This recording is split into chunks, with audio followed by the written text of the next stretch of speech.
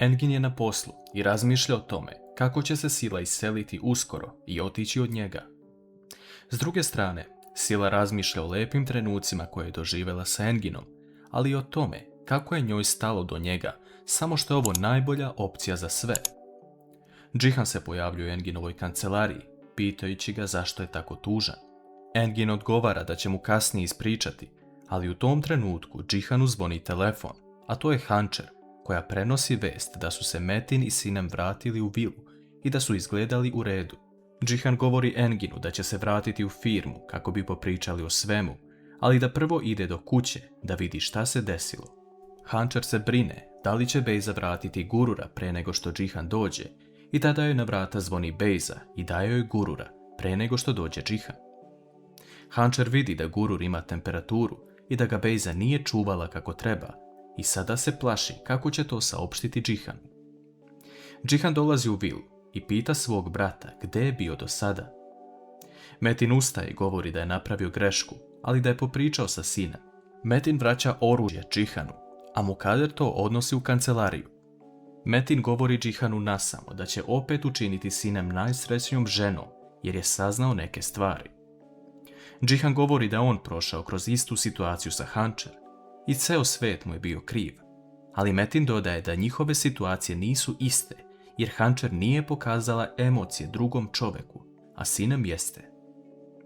Džihan u hodniku sretne sinem, a ona mu priznaje da je taj muškarac bio Melih, dok Džihan govori da je upućen u priču jer mu je Hančer sve to rekla. Sinem govori Džihanu da nije ništa imala sa njim, ali moli ga za jednu uslugu, a to je da ode da popriča sa Melihom kako bi se sklonio, jer ne želi da mu se nešto desi, a ni Metinu ako ga vidi. Džihan odmah odlazi kod Meliha kako bi popričao sa njim, jer je dobio adresu gde sada boravi. Melih se iznenadi kada vidi Džihana na vratima, a Džihan mu govori da je došao zbog toga što se pobrinuo za njegovo dete i Hančer u prošlosti, ali i zbog toga što mora da ode odavde.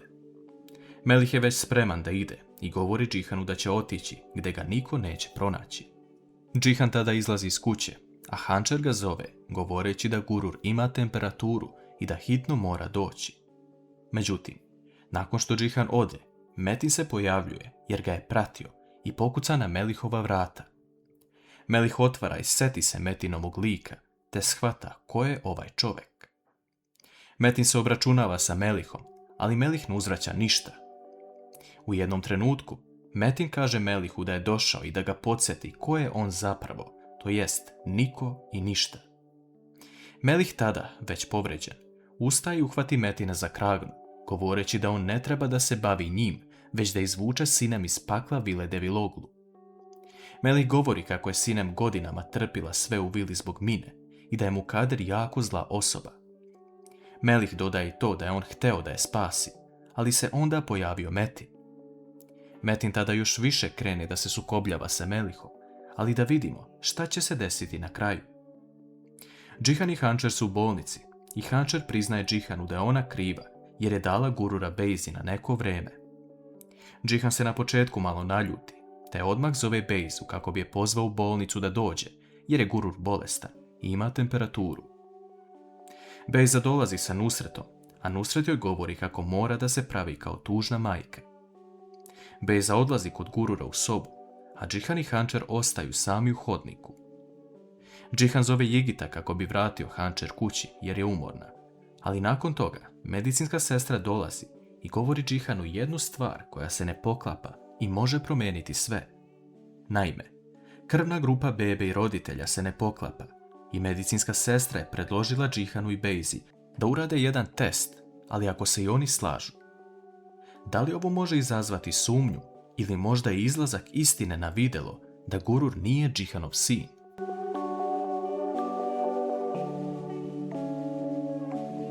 Medicinska sestra uzima krv od Džihana, ali on cijelo vrijeme razmišlja o tome šta je Hančer rekla kada se desila scena u njegovoj kancelariji.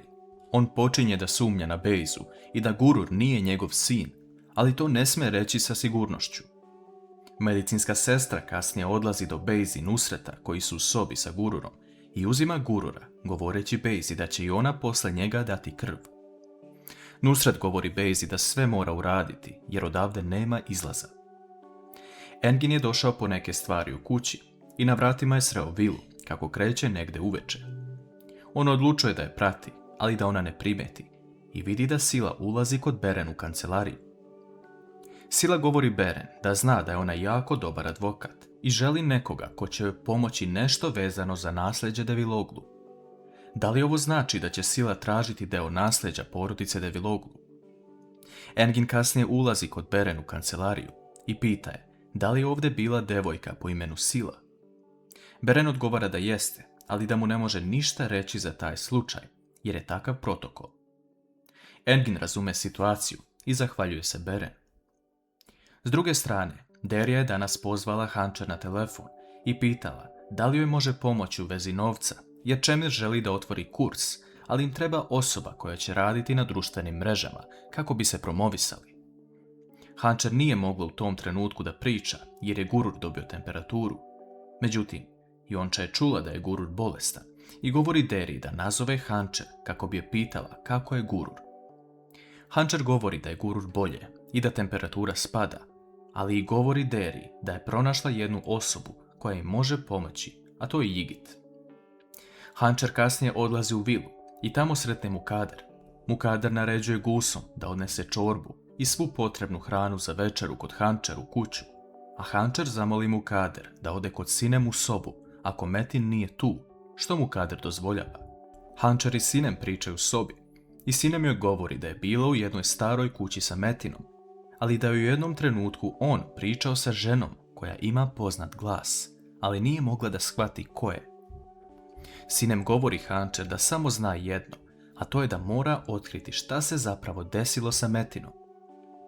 Sutradan ujutru, Sinem dobija poruku od Meliha da ga je Metin pronašao. Sinem odmah zove na telefon, ali broj je nedostupan. Ona kreće do rupe koju je Metin iskopao i tamo vidi da je rupa zatrpana zemljom, ali da ispod nema Meliha. Metin je stavio Meliha u džak i otišao na liticu kako bi završio svoj posao. Sinem ne uspeva da pronađe šta se desilo sa Melihom, te se vraća nazad u vilu i tamo vidi Metina koji spava i Mine također, te vidi da je sve u redu i mirno. Gledamo jednu situaciju koju smo dugo iščekivali. Naime, doktor prilazi Džihanu koji je celu noć čekao u hodniku kako bi čuo dobre vesti za svog sina, ali i nalaze za krvnu grupu. Doktor saopštava Džihanu na najblaži mogući način da Gurur nema krvnu grupu ni Bejze ni Džihana, tako da to može značiti da dete nije njihovo. Džihan se zbuni u trenutku i pogleda u Bejzu koja je izašla iz sobe, te kreće ka njoj i zaključava vrata. Doktor pokušava da kaže Džihanu da otvori vrata, ali Džihan već počinje da viče na Bejzu, pitajući je čije je to dete. Bejza ništa ne govori, ali Džihan tada saznaje istinu da Gurur nije njegov sin. Džihan pita Bejzu da li se plašila kada ga je lagala za dete koje nije njihovo, a sada stoji pred njim uplašena. Nusret se pojavljuje i razvaljuje vrata sa 2 čoveka iz obezbeđenja. Bejza trči u zagrljaj ocu, dok obezbeđenje hvata Džihana kako ne bi napravio nešto što ne treba.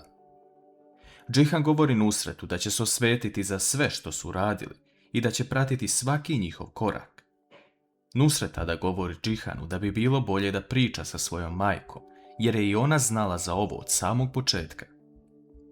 Džihan tada još više poludi i ne zna šta više da misli, a Nusret i Bejza odlazi iz bolnice.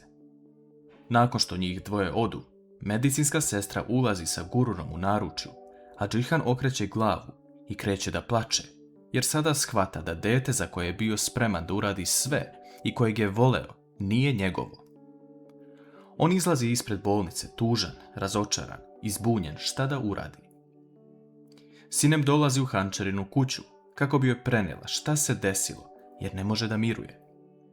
Sinem govori da joj je Melih poslao poruku jutros da ga je Metin pronašao. Sinem ulazi u poruke i vidi da ta poruka uopšte ne postoji. Hančer je pita da li je sigurna da je dobila tu poruku, jer kada ljudi prolaze kroz neke teške probleme, znaju da umisle neke stvari. Međutim, Metin je, pre nego što se Sinem vratila u vilu, otišao kod Mine i pitao je da mu pokaže šifru od Sineminog telefona koji je zaboravila. On je tada izbrisao poruku kako ne bi niko pomislio šta se desilo.